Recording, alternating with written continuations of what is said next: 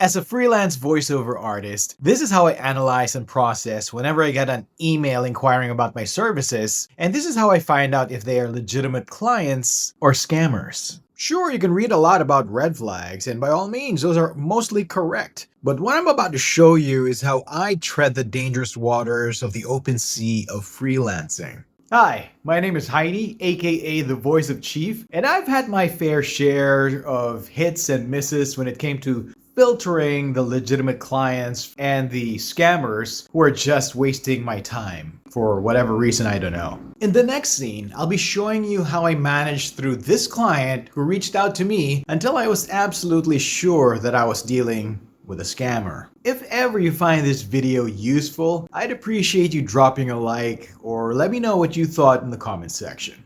Welcome to this how I managed to figure out if a client is actually legitimate or a scammer.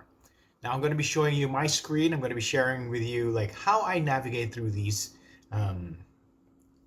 anomalous emails. Well, as a freelancer in general, you'll get a lot of emails, and as a voiceover artist, I'll let you know how I interact with these people. Okay, I don't want to judge right off the bat if they're right away if they are scammers or if they're legitimate people. I don't want to. To me, they're just inquirers who are just asking about my service, and I'll just entertain as much as I can. Okay, so let's go to the email. Okay, so a couple of days ago, I got this email from this person right here. You read their name. It's Pamela Maria. Okay, so Pamela writes, "Hi there," with a emoji of like waving. "I recently discovered your work, and I have to say, your voiceover skills are incredible. I'd be thrilled to collaborate with you on an ongoing project and bring some exciting ideas to life together. Let's connect soon. I'd love to hear your thoughts." Okay, right there, um, having done, back and forth with clients, I already know if I'd have this red flag or this, my spidey sense would go off right off the bat just by the first email. Okay, I don't judge potential clients with grammar. Okay, because all over the world, I know that people should know English, but not everybody is as good, or I don't want to say perfected. They're not grammatically savvy, you know. So I don't discriminate if their grammar is incorrect or if there are like problems with punctuation marks or capitalizations here and there, spelling. No, I don't. Okay, I've dealt with so many clients who have also asked me about services, and I mean, it didn't work out because of rates and all that, but it just wasn't favorable, and I knew that they were genuinely real people and they just didn't know how to write good English. Okay, but I understood. It's okay. So what triggered me? I don't want to say triggered. What set me off? It's the same thing. Set me off with this email was how Pamela Maria right here just says blankly and ambiguously says, "I found you. I found you online. Your voiceover skills are incredible." Okay, a a typical client will may say how great you are, but they'll link it to a reference. They'll say that let's say they found your YouTube video of this and that and so helpful. They'll give concrete examples. This email didn't say anything. It was so open-ended. Like I discovered your work. So my first question was, I wanted to ask, like, where did you find my work? Where did you see it? Where did you get my email? But then again, you'll see my emails and all my, my socials. So I wanted to ask, like, okay, like, which one did you find? Because I have like a lot of videos on all social media platforms. So I wanted to ask, like, so which one of those did you find helpful? Okay. So, but anyways, I let it simmer, and then when I saw the word, "I want to collaborate on a project with you." Okay, so they want to work. Okay, but the thing was, it felt so clickbaity that they didn't give me any details on what it was. So obviously they were fishing. I just felt that this person was like fishing for me to bite. The thing is with freelancers, I love all of you, okay? But um, usually freelancers have a tendency to feel the need to have more work, feel the need to have that need to be appreciated or validated. And this is what this email did. This email said that they found my work incredible. They would want to work on collaborate with me on an ongoing project. So it hit two birds with just one email. Two birds, one stone. Okay. They praised me and now they want to work with me. So they were trying to win my trust, win my my favor into, biting into this email. So okay, but at the back of my head, I was like, maybe it's legit. Again, not everybody's good in literary English or written English. So I replied. I say, "Hi there, Pamela.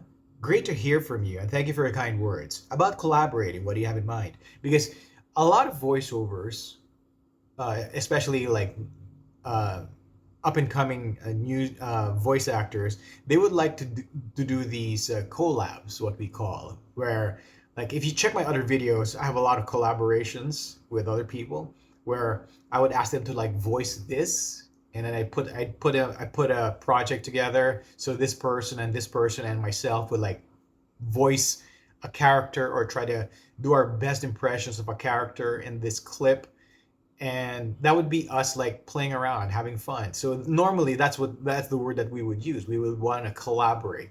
A client would not say collaborate. They would directly say it. They would immediately say, "I would like to hire you to do our corporate video or be the voice of our upcoming social media campaign." They would be upfront. They will never like dangle like the carrot in front of you. They will never do that. They will just blurt it out because they don't have time to like waste enough time. Look, I mean, they're already, I hate to say it, they're already investing so much time looking for the right talent. So now that they found, let's say in this case me, now that they found me, they're not gonna, like beat around the bush.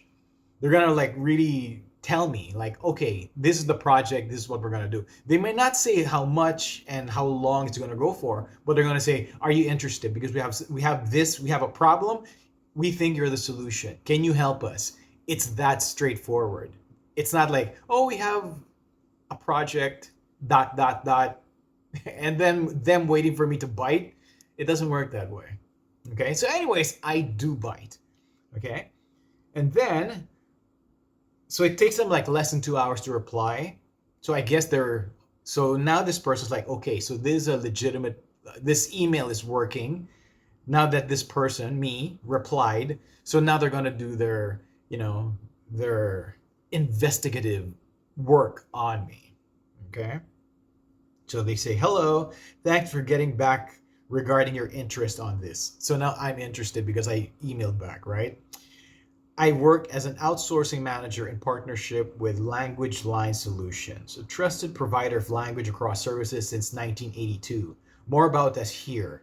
And then they share the website, but it's a hyperlink. So I'm like, I think we're kind of old enough never to click on a hyperlink on an email.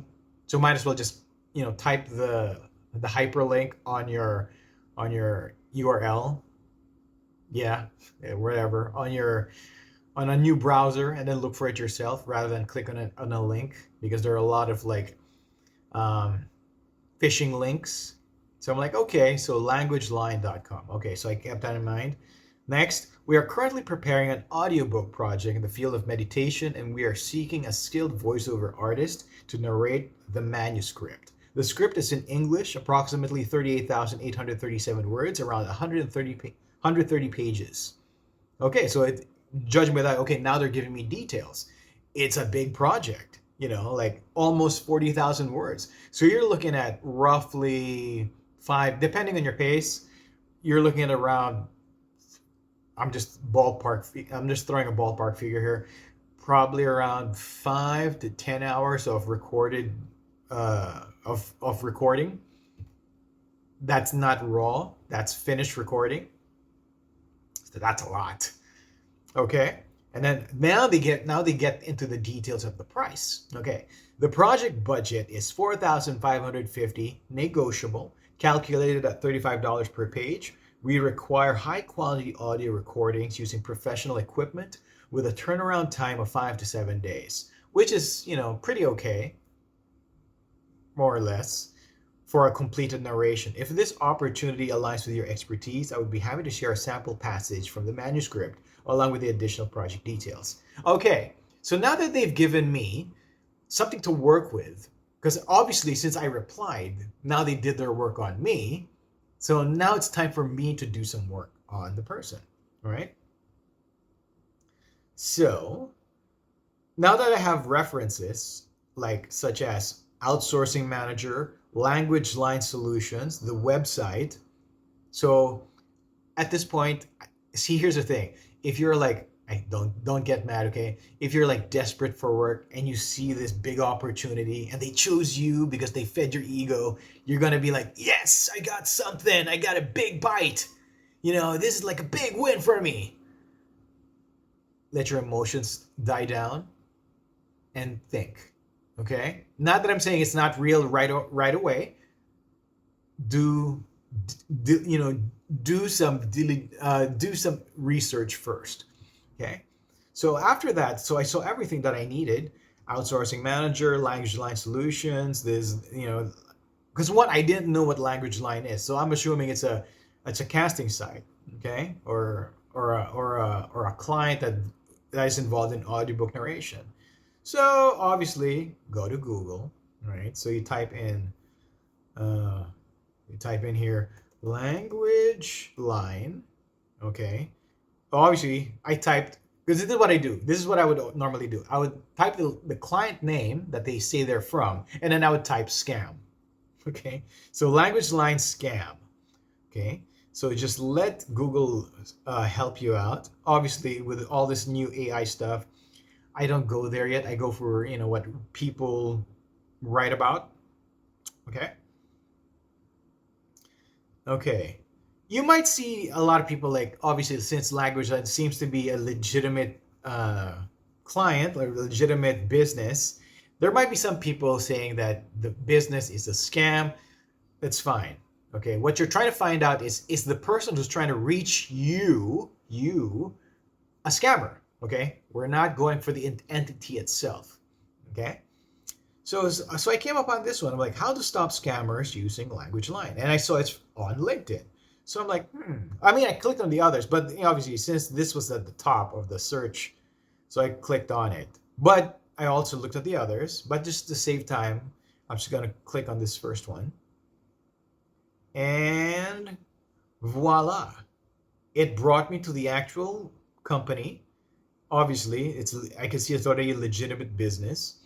Language Line Solutions UK, it has 45,000 followers, and they posted on their official page that it has come to our attention that there are fraudsters out there using our name to target linguists, scamming them out of money or into delivering work for free. That's why we are writing this post, to share with you how scammers can target you and to give you a tool and give you the tools to help you recognize and avoid these attempts to defraud you, your colleagues and friends, and Language Line. And then they post this. Okay?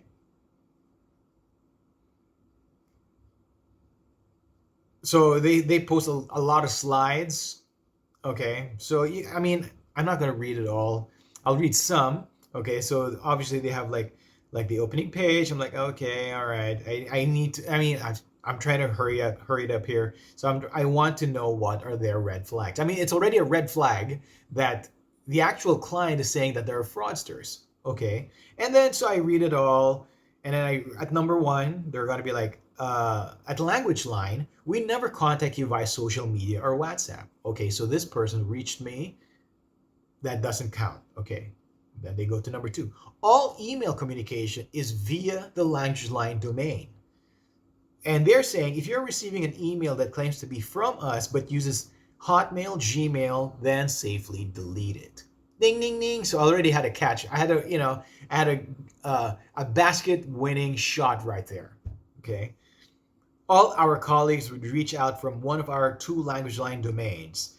It's the at llts.com if you're in the US, or at languageline.co.uk if you are based in the UK. So right there, I was like, okay, so obviously this person is, not really who they say they are, but I still read anyways.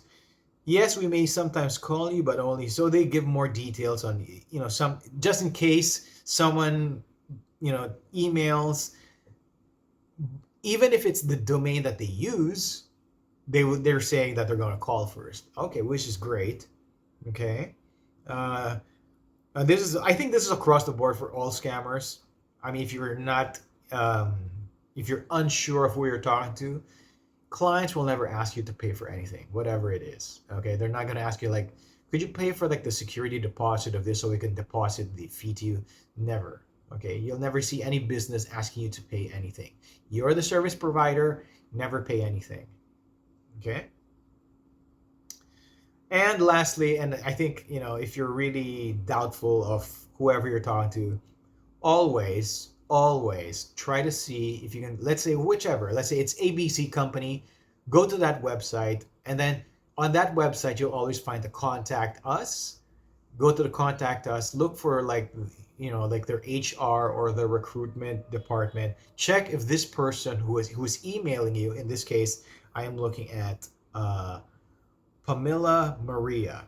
Okay, check if Pamela Maria is an actual outsourcing manager in line or who works for Language Line. Okay. If the client or if that website or that company doesn't reply to you, then I've already checked one. I ticked one red flag, and that the company never uses personal emails. So I was like, I'm not gonna bother with this person. But the funny thing here is, so I let this person, I just hang this person out to dry. And then, if you see here, they email me again. Like, I think 2 days later, after like putting it to rest, this person, Pamela Maria, sends the same email that they first reached out to me with. I was like, dead giveaway, dude. You are like revealed. So I was like, okay, I'm not gonna bother. And then 2 days after that, they reach out and say, hello, are we proceeding further? Regards, Pamela. Case closed. So that's how I would do it. I would it's always the first email that really triggers it.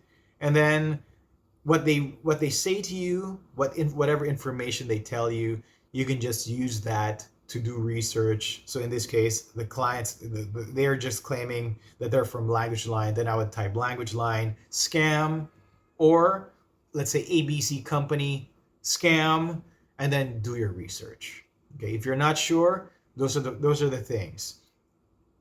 Usually they will not. A legitimate client will not reach you directly through any of the messaging social apps like WhatsApp, Messenger, Telegram, or Viber. Though there will be some who do, but they would always and ultimately revert back to emails because there needs to be like proper paper trail. I have clients in the Philippines who reach out to me on Viber or on Messenger. The difference is that I know where they work and I know the production studios they work for, so I am pretty confident. If I'm not sure about the person, I will always ask somebody who works in the production studio, hey, let's say, does Pamela work for you guys? Then I did a cross check and they would verify, and then I'm like, and then I would feel safe to and email and coordinate with this person, this casting agent who would be reaching out to me. Okay, so those are the ways.